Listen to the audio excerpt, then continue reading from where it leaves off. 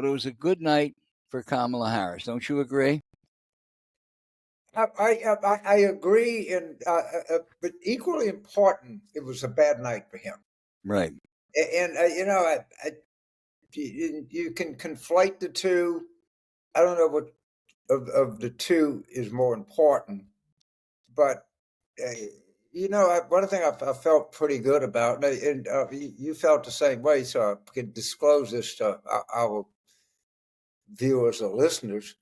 We both thought she'd do well, and we're pretty upfront about it. Fox ran a big story about me saying that I thought Trump was walking into a trap, and he walked right into a trap.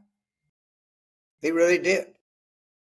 Well, you had said you thought he might cancel, and perhaps he should have. Yeah, it would have been a good idea. Al, there were a couple of things.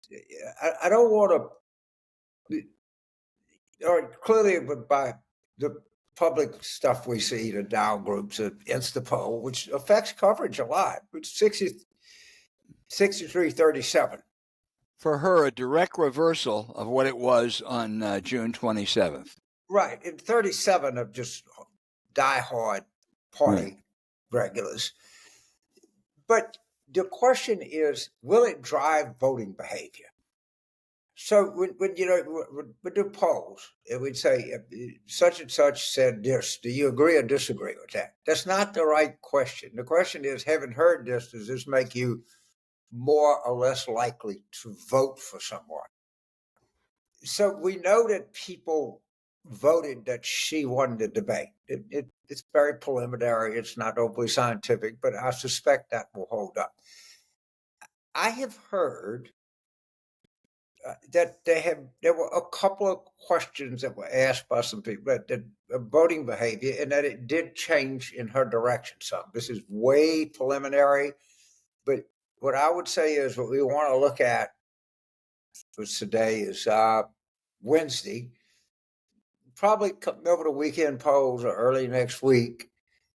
See if this if this has driven anything in the vote. I'm pretty confident that she won the debate or he lost it, and it matters. It matters a little bit as to did she win more than he lose more, and I thought it was an eventful night. I mean, I felt very good about it, obviously. I was asking a lot of Democrats, you included, what did you see wrong with it? Because Democrats are always going to find something that they can criticize. But boy, there was very little that you could criticize in this thing from the standpoint of being a Democrat, I think. Yeah, one leading indicator, James, was that immediately afterwards, Brian Fallon, her communications person, said, let's have another debate. I'm not sure that they really want to have another debate, but Trump wants to have 3 on Fox. I think that's a non-starter. No, he won the debate. You don't understand that. Why James, thank God you're here to tell me that, because I didn't have any idea. Well, he was very bullish on his performance. I believe that he talked about 91% or something. And she's already said she'll do another debate. And he said he doesn't think he right. Of course, it doesn't matter what he says. But my favorite little thing about it is CNN. The guy Daniel Dale, he was from Toronto, and they hired him as a fact checker.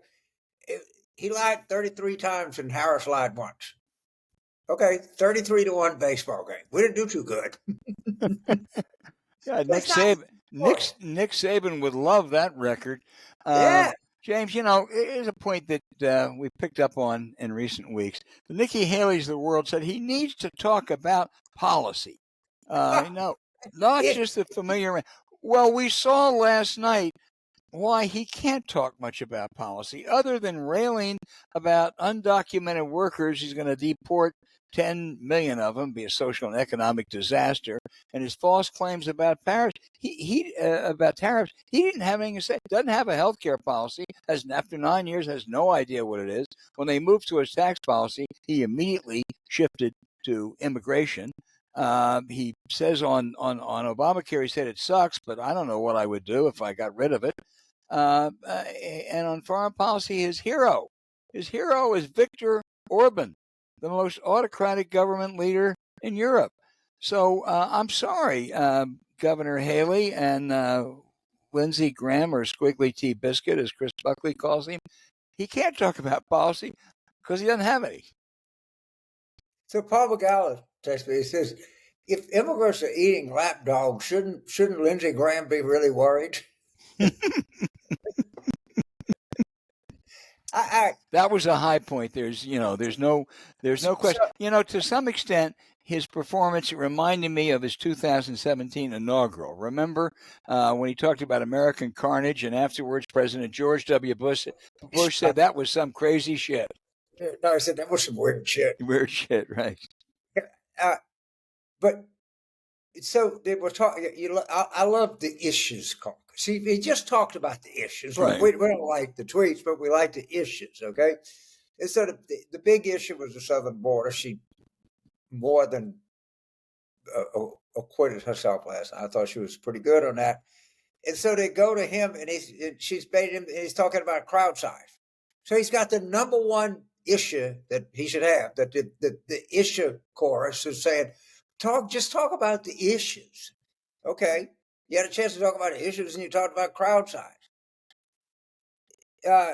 It was the more that I think about it. I went to bed last night.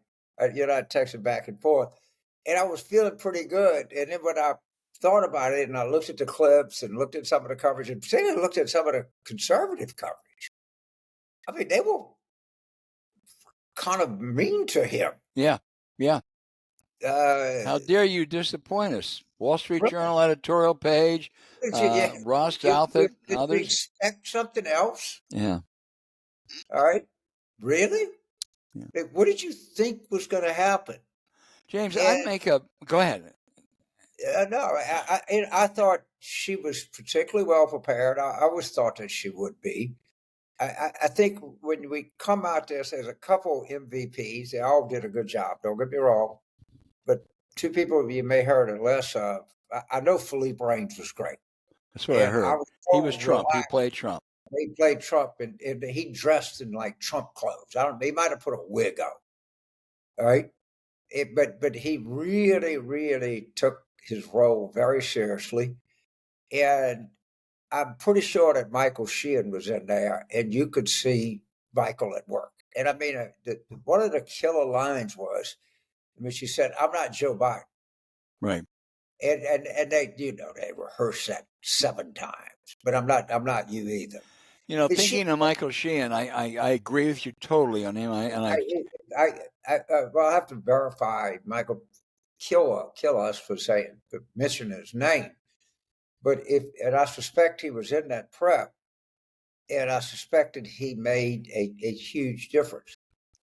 But they've spent 4 days. That's great. Who cares? Spend a week doing prep. Practice every line. James, the other point about if I think Michael Sheehan was there, and if he was, his signature was all over, her cutaways.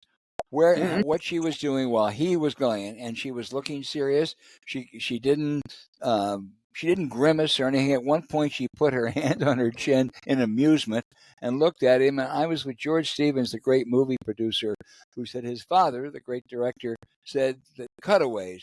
If you cut away to Jimmy Stewart, you have a great scene because he's just that good.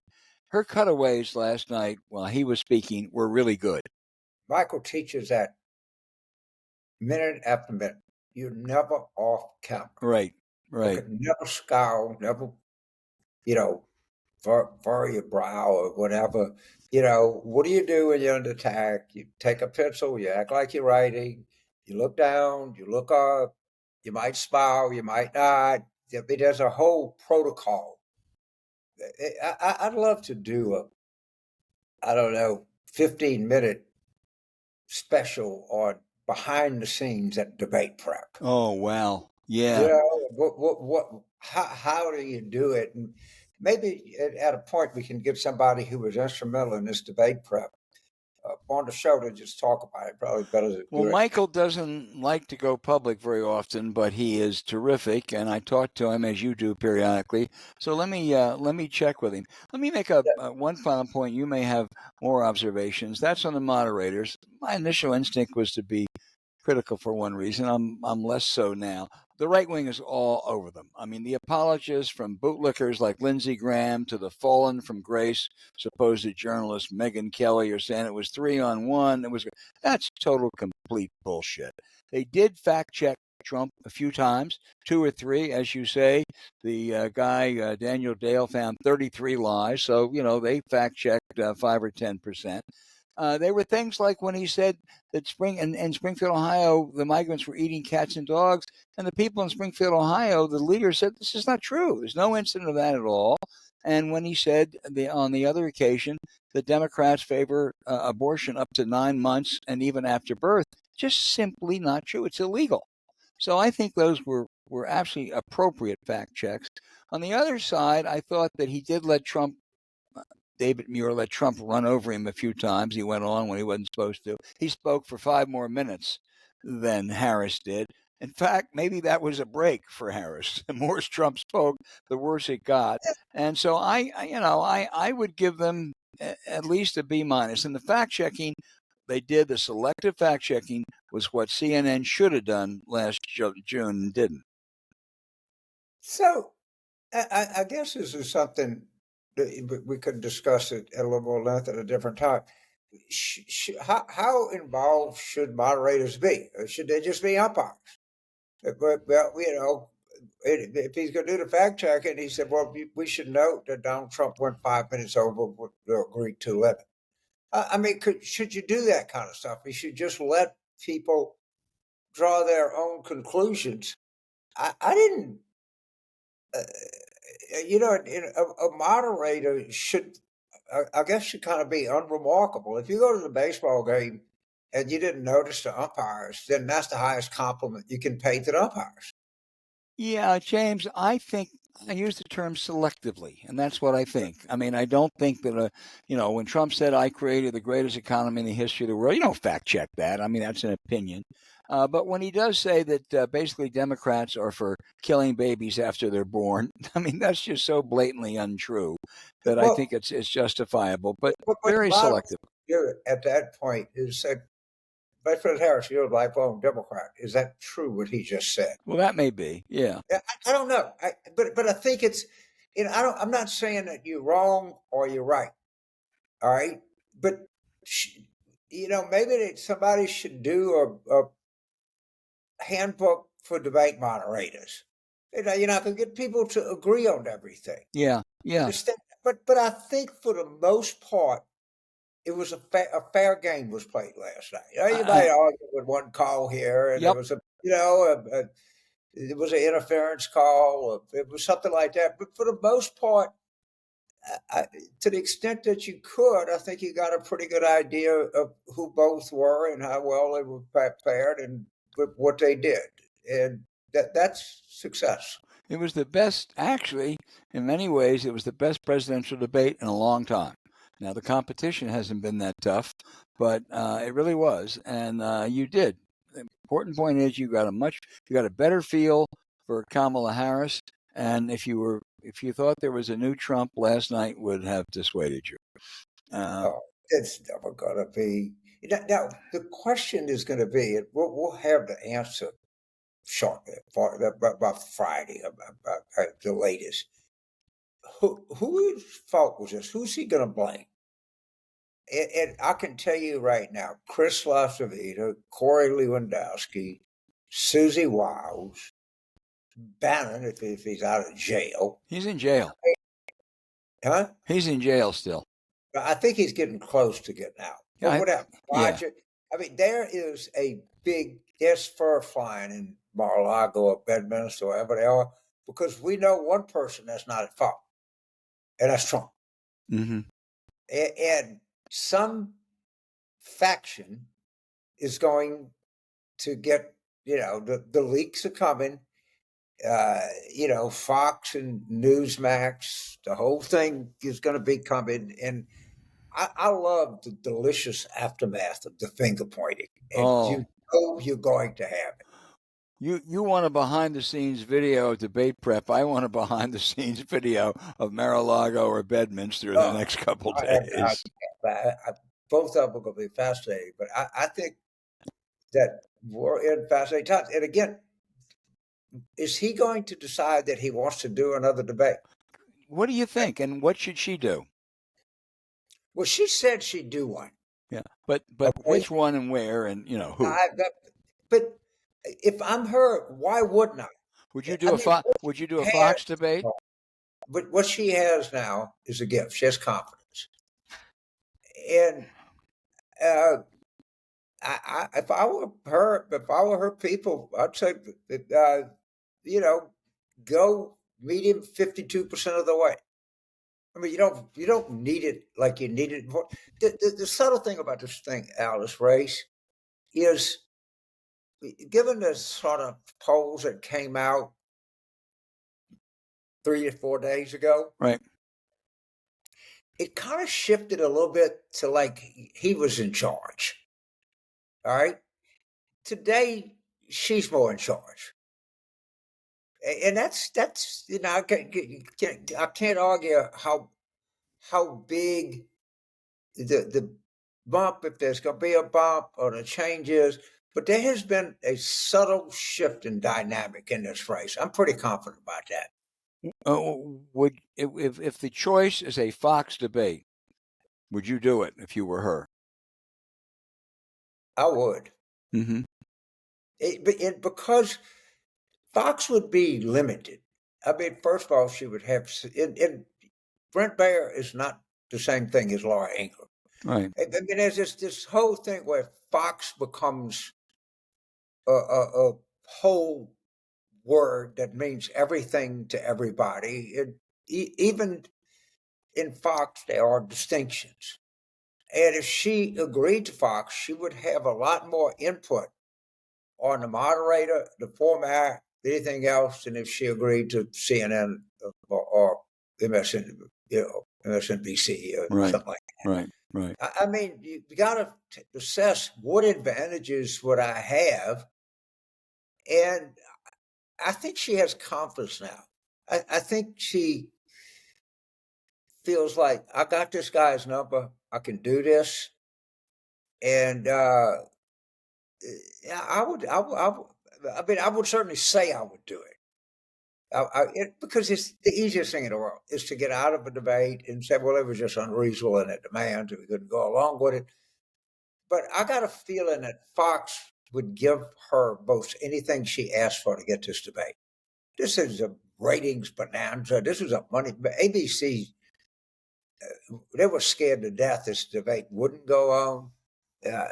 It was a real coup for that. And she's got the dynamic in this race has shifted. I don't know how much the polls have shifted, but I think the dynamic is clearly shifted. Well, we look forward to it. And, the one thing we did say she was going to do well. And you know what, James? This is one of those times we were right. She did do well. I don't want to say that we're always right. But in this one, I can feel it coming. I think the question you asked about the next one is important. And but I do think there has been a appreciable shift in the power dynamic here.